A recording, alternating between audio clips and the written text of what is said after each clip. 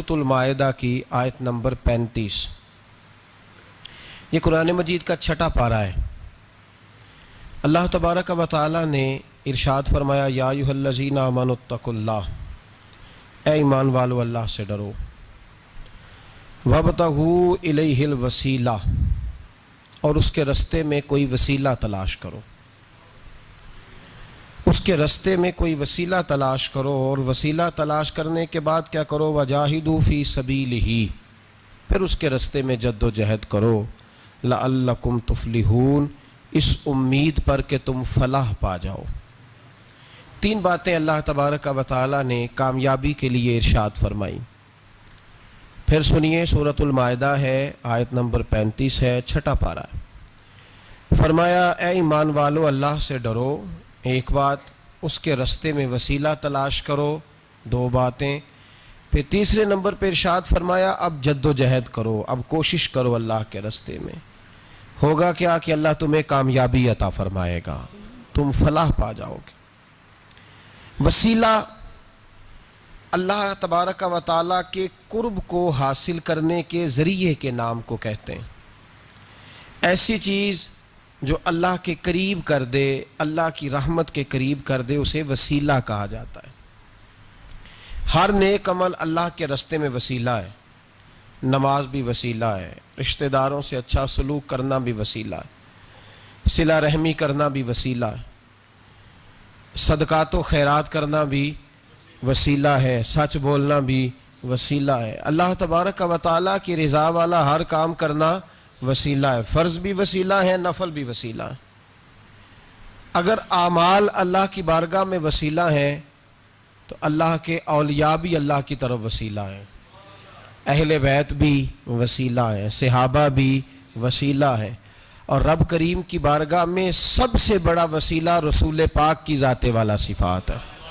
سب سے بڑا وسیلہ حضور کی ذات، سب سے بڑا وسیلہ ہے۔ سب سے بڑا وسیلہ اللہ تبارک و تعالیٰ کے محبوب کی ذات ہے۔ یاد رکھیے گا، مظفر وارسی کہا کرتے تھے کہ چلے نہ ایمان دو قدم بھی اگر تیرا ہم سفر نہ ٹھہرے۔ یا رسول اللہ، اگر آپ کو ساتھ لا لوں تو میرے ایمان کی گاڑی 2 قدم بھی نہیں چل سکتی۔ اور حضور، قبر، حشر، آخرت تو وسیلہ علیحدہ چیز ہے نا۔ میں تو زندگی کے شب و روز گزارنے کے لیے آپ کا محتاج ہوں، آپ کے بغیر، آپ کی سنت و شریعت کے بغیر میری زندگی بھی نہیں گزرتی۔ کہنے لگے، چلے نہ ایمان 2 قدم بھی اگر تیرا ہم سفر نہ ٹھہرے، اور تیرا وسیلہ دیا نہ جائے تو زندگی معتبر نہ ٹھہرے۔ اور لبوں پہ ایاک نستعین ہے، پر میرا اس حقیقت پہ بھی یقین ہے، اگر تیرے واسطے سے مانگوں کوئی دعا بے اثر نہ ٹھہرے۔ نبی پاک بھی وسیلہ ہیں، نیک اعمال بھی وسیلہ ہیں۔ 2-3 قسم کے گروہ پیدا ہو گئے ہیں امت مسلمہ میں۔ یہ وابتغوا الیہ الوسیلہ کے تحت شاہ ولی اللہ صاحب محدث دہلوی رحمۃ اللہ تعالی علیہ، جو امت مسلمہ کے متفقہ امام ہیں، تمام مسالک جن کا احترام کرتے ہیں، شاہ ولی اللہ صاحب نے لکھا ہے کہ وابتغوا الیہ الوسیلہ سے مراد یہ ہے کہ اللہ فرماتا ہے اکیلے نہ آ جانا، کسی مرشد کامل کا دامن تھام کے آنا، ایسے اکیلا نہ آ جانا کہ تیرا کوئی وارث ہی نہ ہو، کسی کا دامن تھام۔ اب 2-3 جماعتیں پیدا ہو گئیں، ایک سرے سے قائل ہی نہیں وسیلے کے۔ وہ کہتے ہیں جی نماز کا وسیلہ دے لو، روزے کا وسیلہ دے لو، حج کا وسیلہ دے لو، نبی پاک کا نہ دینا۔ وہ خدا کے بندو، نماز کا وسیلہ دینا درست ہے، میں نے شروع میں کہا کہ یہ بھی وسیلہ ہے، لیکن نماز پتہ نہیں قبول ہے کہ نہیں قبول۔ روزے کا وسیلہ دینا درست ہے، پر پتہ نہیں وہ قبول ہے کہ نہیں۔ حج کا وسیلہ دینا حرج نہیں، دینا چاہیے، لیکن پتہ نہیں ہمارے حج ٹوٹے پھوٹے ہیں، قبول ہیں کہ اس رسول کا وسیلہ کیوں نہ دیں جو ہر حال میں اللہ کی بارگاہ میں قبول ہی ہے، ہر حال میں اللہ کی بارگاہ میں۔ بلکہ اعلیٰ حضرت فرماتے ہیں باخدا خدا کا یہی ہے در، نہیں اور کوئی مفر مکر، جو وہاں سے ہو یہیں آ کے ہو، جو یہاں نہیں تو وہاں نہیں۔ تو یاد رکھیے گا، نبی پاک کا وسیلہ سب سے معتبر وسیلہ ہے۔ اب لوگ اس جھگڑے میں پڑ گئے، اور جتنی جتنی تعلیم عام ہوتی جاتی ہے، لوگ دروازہ رسول سے دور ہوتے چلے جا رہے ہیں، بجائے اس کے کہ محبت رسول بڑھتی، نبی پاک کا قرب بڑھتا، اور ہم بھی بادشاہ لوگ ہیں۔ جس مرضی کی بات ہم سننی شروع کر دیتے ہیں. اور خدا کے بندو سنو، زندگی نبی پاک کے بغیر نہیں گزر رہی تو قبر حشر میں حضور کے بغیر کامیابی کیسے ہوگی؟ یاد رکھیں اور سمجھیں اس بات کو، اور اپنے عقیدے کو پہاڑ سے زیادہ تگڑا بنائیں. اس میں کوئی شک نہیں کہ نیک اعمال بھی وسیلہ ہیں، پر بھائی مجھے تو اپنی نماز پر اعتبار نہیں، اس لیے کہ میں خلوص سے پڑھتا ہی نہیں. کئی جگہوں پہ کمی محسوس ہوتی ہے، کئی جگہوں پہ نقص محسوس ہوتے ہیں. روزے رکھے ہیں، ہمیشہ سے رکھ رہے ہیں، لیکن کوئی ایسا مان اور بھروسہ نہیں کہ بخشوائیں گے. حج اللہ تبارک و تعالیٰ توفیق دیتا ہے، ان لوگ جاتے ہیں، ہمیں بھی اللہ نے موقع دیا، ہم بھی گئے ہیں. دعا فرمائیں اللہ بار بار بلائے. لیکن گزارش یہ ہے میرے بھائی سمجھ لیں کہ یہ چیزیں ہمارے لیے ہماری نظر میں کرتے ہیں، اللہ تبارک و تعالیٰ انہیں سبب رحمت بنائے گا، لیکن ہمیں اس پر کوئی مان، کوئی تکبر، ہاں اگر بھروسہ ہے تو ذات رسالت مآب پہ بھروسہ ہے. نہ تیگو تیر پہ تکیے، نہ خنجر پر، نہ بھالے پر. بھروسہ ہے تو ایک سادی سی کالی کملی والے پر، نبی پاک صلی اللہ علیہ وسلم کی ذات پر. اب لوگ خشک زندگی گزارنا چاہتے ہیں، خشک سی نماز، اور بس جی بس نماز روزہ سیدھا کرو، یہ ہمیں کہاں لگایا جا رہا ہے. ہم خود بھی آگے نہیں جانا چاہتے، حالانکہ ہم نے وسیلے بنائے ہوئے ہیں. کئی لوگوں نے MP وسیلہ رکھا ہوا ہے، MN وسیلہ رکھا ہوا ہے، یار 15-20 وسیلہ رکھے ہوئے ہیں، بلکہ امیر لوگوں سے سلام دعا رکھی ہوئی ہے. کس لیے؟ روز دعوتیں پکتی ہیں ہوٹلوں میں، یہ سارے وسیلے ہم نے بنائے ہوئے ہیں. عجیب معاملہ ہے، دنیا داروں سے وسیلے ہیں لیکن رب کریم کے بندوں سے ہم نے تعلقات نہیں رکھے. مزارات پہ جانا، اولیاء کی بارگاہ میں جانا، رب کریم کے بندوں سے پیار کرنا، صحابہ سے محبت کرنا، اہل بیت سے پیار کرنا، نبی پاک پہ درود پڑھنا، دنیا داری کا ہمیں پتہ ہے ہم نے کیسے بیچ میں سے بچ کے نکلنا ہے، ہمیں کس چیز کی حاجت ہے. دعوت پہ بلانا ہے تو کس کس کو چھانٹی کر کے بلانا، یہ سارا ہمیں پتہ ہے. جب شادی ولیمے کے اور سالگرہ کے اور عقیقے کے کارڈ لکھے جا رہے ہوتے ہیں تو پتہ ہوتا ہے اس کو رہنے دو، اس کو آنے دو، اس کو مس کر دو، اس کے بغیر گزارا نہیں. ان وسیلوں کا سارا پتہ ہے.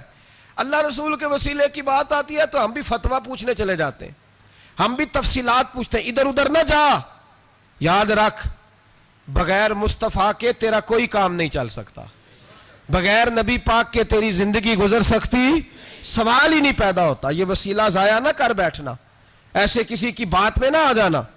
یہ ایمان ہے، یہ ایقان ہے، یہ لذت ہے، یہ حسن ہے، یہ سرمایہ ہے. کسی جگہ اس میں کوتاہی نہ کر لینا، ایک ذرہ برابر تیرے دل میں نقص نہ واقع ہو جائے. یاد رکھنا نیک اعمال بھی وسیلہ ہے. اللہ کرے کہ ہمارے عمل ایسے ہوں کہ اللہ کی بارگاہ میں قبول کیے جائیں. اللہ کرے کہ ہمارے عمل ایسے، اعمال کا وسیلہ دینا 100% جائز ہے، اس میں کوئی گنجائش نہیں. حدیث پاک سنیے، میرے رسول پاک سید عالم صلی اللہ علیہ وسلم نے فرمایا بنی اسرائیل کے 3 لوگ تھے، نیک آدمی تھے. سفر پہ جا رہے تھے تو بارش تیز آ گئی، صحیح بخاری کی حدیث ہے. تیز بارش آئی، ایک غار میں پناہ لی بارش سے بچنے کے لیے. اچانک طوفان آیا تو ایک پتھر لڑک کر غار کے منہ کے آگے گر گیا. اندھیرا چھا گیا، اندر اندھیرا، طوفان ہے، پریشانی ہے. میرے حبیب پاک علیہ السلام فرماتے ہیں جب اندھیرا دم گھٹنے لگا، اندھیرا ہونے لگا، پریشان ہونے لگے، ایک بولا، کہنے لگا اگر زندگی میں کوئی نیک کام کیا ہے تو اس کو یاد کر کے دعا مانگو. اللہ کرے ہم سے کوئی نیک کام ہو جائے. جو ہوتے ہیں اس میں بھی ریاکاری ہوتی ہے، اس میں بھی ملاوٹ ہوتی. کوئی نیک کیا ہے تو دعا مانگ لو. ایک نے ہاتھ اٹھائے اور دعا کیسے مانگی؟ اللہ اکبر. عرض کرنے لگا اے اللہ تو جانتا ہے میں نے بکریاں رکھی ہیں، میں دودھ دھو کے بیچتا ہوں، میرے بیٹے بھی ہیں، بیٹیاں بھی ہیں، اولاد بھی ہے، اور میرے پاس لوگ دودھ خریدنے بھی آیا کرتے تھے، پر اللہ میرے بوڑھے ماں باپ ہیں. میں نے اپنی زندگی کا طریقہ بنایا ہے جب تک ابا جی دودھ نہیں پئیں گے کسی کو نہیں ملے گا، جب تک میری بوڑھی ماں کے لبوں سے دودھ نہیں لگے گا کسی کو نہیں ملے گا. اے اللہ وہ رات بھی تو جانتا ہوگا جب میں دیر سے آیا، دودھ دھویا تو ماں باپ سو چکے تھے. عرش کے مالک تو بھولا نہیں کرتا، تو بھولنے سے پاک ہے. میرے رب میں دودھ کا پیالہ لے کے ساری رات کھڑا رہا ماں باپ کے سرانے، نہ میں نے دودھ بیچا نہ میں نے بچوں کو دیا. آدھی رات کے بعد ان کی آنکھ کھلی، انہوں نے دودھ پیا. اے اللہ میری اماں بھی مجھ سے بڑی راضی ہوئی، میرا باپ بھی بڑا راضی ہوا. مالک اگر وہ عمل واقعی تجھے قبول ہے تو اس मुसीबत से निजात दे दे। मेरे नबी पाक अलैहिस्सलाम फरमाते उसने ये वसीला दे के दुआ मांगी तो अल्लाह ने पत्थर सिरका दिया।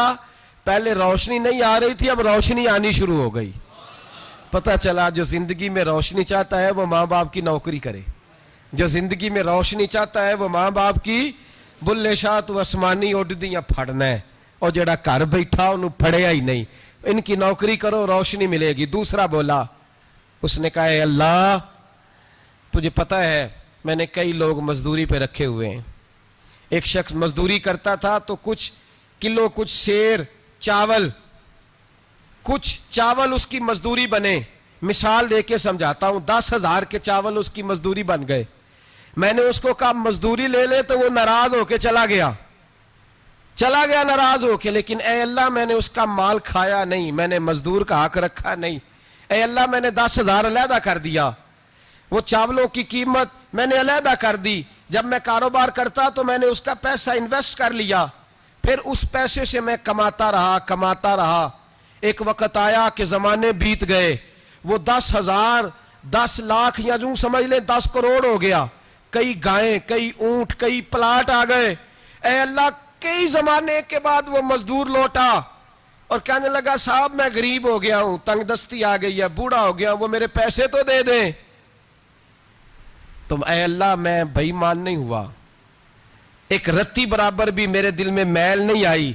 मैंने कहा ये इतनी दर्जन गायें तेरी, ये ऊंट तेरे, ये प्लाट तेरे। वो कहने लगा तू मुझसे मजाक करता है, मेरे तो थोड़े से चावल थे, यूं समझ ले 10,000 के, और इतना कुछ। मैंने कहा वो तेरे पैसे, तू नाराज होके चला गया, मैंने ढूंढा तो मिला नहीं। वो तेरे पैसे मैंने इन्वेस्ट किए तो आज ये सारा सरमाया उसी का है। अल्लाह वो बूढ़ा मजदूर जब इतनी गायें मिली, इतने ऊंट मिले, इतने उसे प्लाट मिले, तो वो रोता दुआएं देता गया, ऐ अल्लाह अगर तुझे मेरा वो अमल काबिल कबूल है तो इस मुसीबत से निजात अता फरमा। मेरे नबी पाक सैयद आलम सल्लल्लाहु अलैहि वसल्लम फरमाते पत्थर थोड़ा और हट गया। अब तीसरा बोला अमल का वसीला दे के, ओ भाई कोई अमल बचा के रख, कुछ कर ले, कुछ जिंदगी में इकट्ठा कर ले। कोई तो ऐसा अमल हो जब कयामत आए तो तू मुसीबत से बच सके, तू कब्र में मुसीबत से बच सके, तू दुनिया में मुसीबत से बच सके। मेरे रसूल पाक सैयद आलम सल्लल्लाहु अलैहि वसल्लम फरमाते तीसरा बोला, कहने लगा अल्लाह तू जानता है मैं जवान, मैं राना, मैं हसीन, मुझे औरतें दावत देती थी, अपनी तरफ माइल करती थी, लेकिन मैं किसी पर ना देखता। बस एक चचा की बेटी पे मैं आशिक हो गया, उसके मैं करीब जाने लगा, बुलाने लगा। 100 दिनार भी इकट्ठे किए उसको देने के लिए। एक ऐसा वक्त आया कि वो राजी भी हो गई। ए अल्लाह तन्हाई भी आ गई। यूं समझ लो कि मैं जवान भी, हसीन भी, मालदार भी, मैं चाहूं तो एक एक दिन में 4-4 दफा मैं बदकारी कर सकता था। ऐ अल्लाह सारी खूबियां थी। वो बीबी मेरे पास आई, कमरा तन्हाई, कोई देखने वाला नहीं था। जब मैं उसके करीब जाने लगा तो वो औरत कहने लगी तू रब से डर जा, रब से डर जा, रब से डर जा। ऐ अल्लाह ताकत भी, जवानी भी, हुस्न भी, माल भी, मैं सब कुछ कर सकता था पर तेरे लिए। और अगर मुसलमान होगा तो कहेगा ऐ अल्लाह तेरे रसूल के लिए, ऐ अल्लाह मदीने वाले चांद की बात मान के, ऐ अल्लाह आमिना के मासूम की बात मान के, ऐ अल्लाह जनाबे फातिमा ज़हरा के अब्बा की बात मान के मैंने अपने नफ्स की ख्वाहिश को कुचला और कुचल करके मैंने वो गुनाह नहीं किया, उसको आजाद कर दिया। अगर वो अमल तेरी बारगाह में कबूल है तो निजात दे दे। मेरे नबी पाक फरमाते हैं बस दुआ खत्म हुई तो अल्लाह ने पहाड़ दूर फेंक दिया, अल्लाह ने निजात दे दी। अल्लाह करे मेरी मिल्लत के जवान को भी ये नेकी नसीब हो जाए। अल्लाह करे माँ बाप की खिदमत करने वाले बन जाए। अल्लाह करे हम मजदूरों का हक देने वाले बन जाए। अल्लाह करे हम बेईमानी, धोखेबाजी को छोड़ दें। अगर कोई ऐसा अमल होगा तो अल्लाह दुनिया में भी निजात देगा मुश्किलों से, कब्र में भी अल्लाह निजात अता फरमाएगा, कयामत में भी अल्लाह। अमल का वसीला देना रब की बारगाह में जायज है। बोलिए अल्लाह के नामों का वसीला देना जायज है।